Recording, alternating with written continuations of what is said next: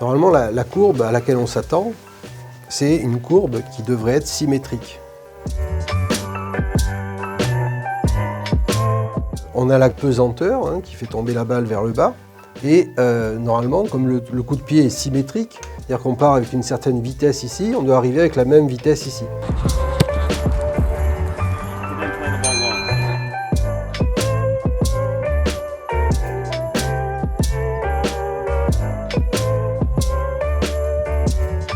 Vous avez 2/3 de la trajectoire qui sont montants et 1/3 de la trajectoire qui est descendant.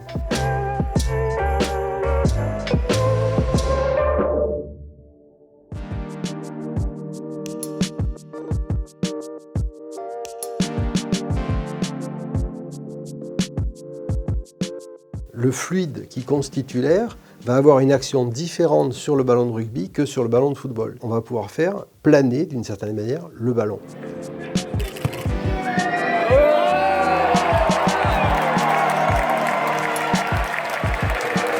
Une fois qu'il va arriver au sommet de sa trajectoire, il aura acquis énormément de ce qu'on appelle de l'énergie potentielle, il aura perdu beaucoup d'énergie cinétique. Et donc comme là, la vitesse est minimale, il y a beaucoup moins de frottement par rapport au départ, eh bien il va retomber sur une trajectoire qui est beaucoup moins en frottement avec l'air.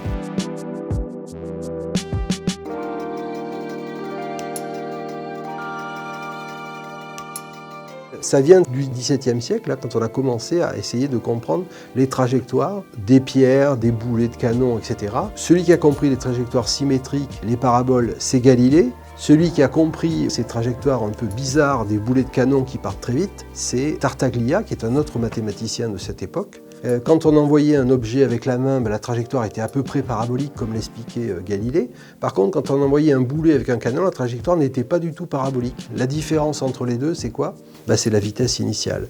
Au plus ça va vite, au plus ça frotte. Donc un boulet de canon frotte énormément, et donc la trajectoire d'un boulet de canon, au début ça part très très vite, ça frotte, et puis une fois que c'est arrivé en haut, ça n'a presque plus de vitesse, ça retombe comme une pierre, avec une petite vitesse de translation initiale.